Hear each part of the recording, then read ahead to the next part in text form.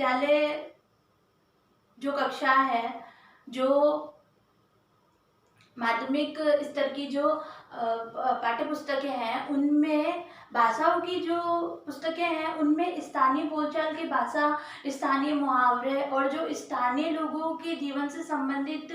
काल्पनिक कहानियाँ आदि सम्मिलित होनी चाहिए। क्योंकि इससे क्या होता है कि बच्चा अपनी जो मातृभाषा है उनके शब्दों को भी सीखता है और उनके शब्दों से सम्मिलित होकर के उसे रुचि उत्पन्न होती है और वो रुचि पूर्वक अधिगम भी प्राप्त कर लेता है। उसके लिए ये स्थानीय शब्द, स्थानीय कहानियाँ, स्थानीय लोगों से काल्पनिक रूप से जो पाठ्य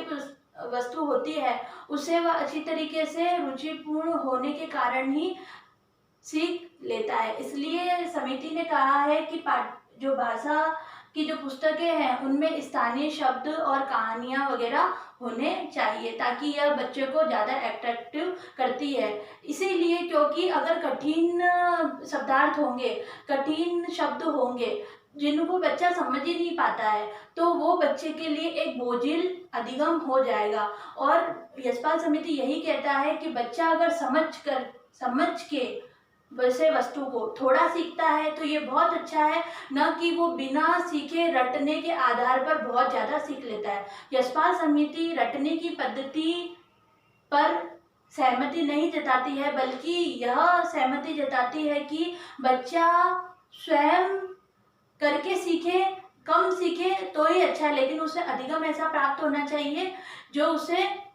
समझ में भी आए और उसके लिए उपयोगी भी हो। 8वां बिंदु है इसमें प्राथमिक कक्षा की विज्ञान की पुस्तक जीवन से जुड़ी हो। इसमें यह कहा गया है कि जो प्राथमिक कक्षाओं में जो विज्ञान की पुस्तकें होती है वह ऐसी नहीं होनी चाहिए कि जिसमें अनावश्यक सामग्री उपलब्ध हो। विज्ञान की पुस्तक ऐसी होनी चाहिए जिसमें कि प्रैक्टिकल रूप से उसमें उदाहरण जुड़े हुए हो और ऐसे उसमें विषय वस्तु हो जो कि जीवन से जुड़ी हुई हो और उसे विश्लेषित करके बताया गया हो, जिससे बच्चे जीवन से जुड़ी हुई विज्ञान की विषय वस्तु होगी तो उसे आसानी से समझ सकेंगे। 9वां बिंदु है इसमें इतिहास, नागरिक शास्त्र एवं विषय वस्तु उपलब्ध होना। इसमें यह बताया गया है कि अगर कक्षा 6ठी का बालक है तो उसकी इतिहास की जो पुस्तक है तो उसमें विषय वस्तु स्वतंत्रता प्राप्ति से पहले की और स्वतंत्रता प्राप्ति के बाद की होनी चाहिए, क्योंकि बालक यह जान सके कि हमारे जो भारत में पहले अंग्रेजों का शासन था उस समय देश की और हमारे भारतीयों की स्थिति क्या थी, उस समय अर्थव्यवस्था पर क्या प्रभाव पड़ा था, हमारे भारत पर क्या प्रभाव पड़ा था, और स्वतंत्रता के बाद का भी इतिहास होना चाहिए, ताकि जो विद्यार्थी है वह हमारे स्वतंत्रता संग्राम करने वालों को, हमारे जो नेता हैं उनको और उनकी उपलब्धियों को, उनके बलिदान को जान सके, अपने इतिहास को जान सके। इसमें यह भी बताया गया है कि जो नागरिक शास्त्र विषय है उसे नागरिक शास्त्र विषय को स्वतंत्र विषय के आधार पर न पढ़ा करके उसे सामाजिक अध्ययन के साथ में पढ़ाना चाहिए, क्योंकि सामाजिक अध्ययन में एक उचित प्रकार से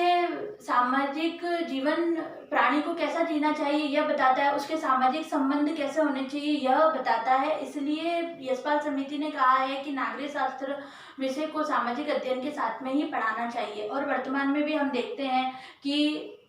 6ठी, 7वीं, 8वीं कक्षाओं में और अन्य कक्षाओं में भी अब नागरिक शास्त्र जो विषय है वो स्वतंत्र रूप से न पढ़ा करके सामाजिक अध्ययन के साथ में ही खंड के आधार पर ही पढ़ाया जाता है।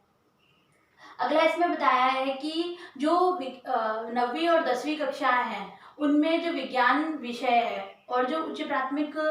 स्तर की जो कक्षाएं 6ठी, 7वीं, 8वीं, तो उनमें विज्ञान की जो किताबें हैं उनमें विज्ञान की जो विषय वस्तु है वो ऐसी होनी चाहिए जो कि उनमें प्रैक्टिकल वर्क ज़्यादा होना चाहिए, प्रैक्टिकल्स ज़्यादा होने चाहिए विषय वस्तु में, विज्ञान में, ताकि बच्चे और शिक्षक उन विज्ञान के प्रयोगों को कर सके। क्योंकि कहा जाता है कि बच्चा देख करके इतना नहीं सीखता जितना कि करके सीखता है, तो वो करके सीखने पर यशपाल समिति ने ज़्यादा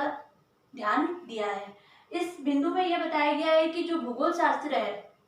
उसे समसामयिकी के आधार पर पढ़ाना चाहिए, क्योंकि अब वर्तमान में भी हम देखते हैं तो हमारे जो राज्य हैं,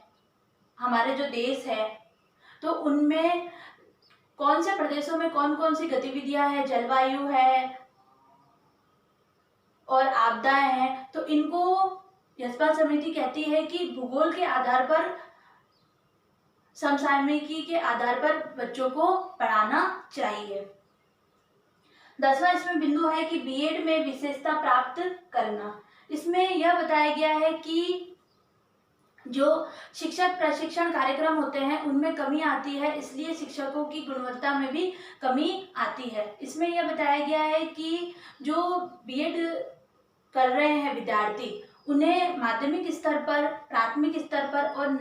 नर्सरी स्तर पर विशेषता प्राप्त होनी चाहिए। इसका मतलब ये है कि जब बालक या बालिका बीएड में प्रशिक्षण ले रहे हैं तो उन्हें नर्सरी स्तर के बच्चे को कैसे पढ़ाना चाहिए, इसमें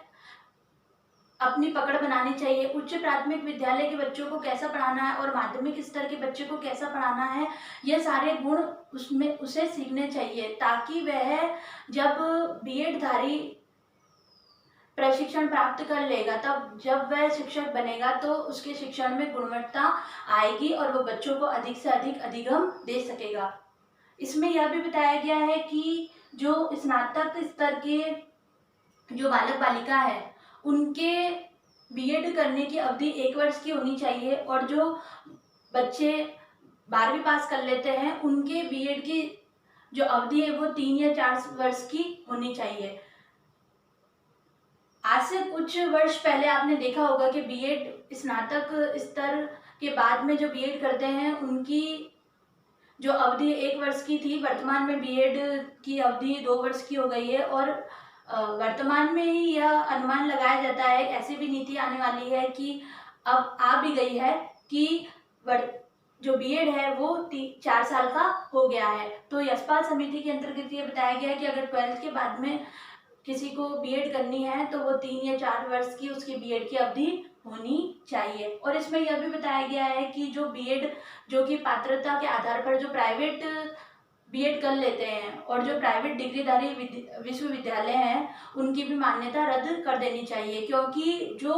बालक बालिकाएं घर पे बैठकर, ऐसा मानना है समिति का